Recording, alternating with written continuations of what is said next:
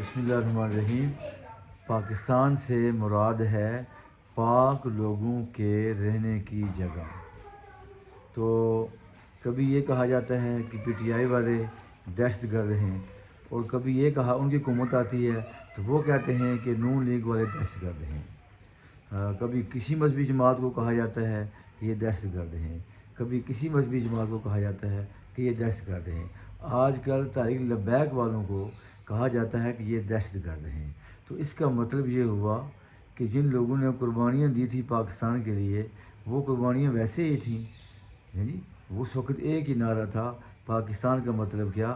لا الہ الا اللہ۔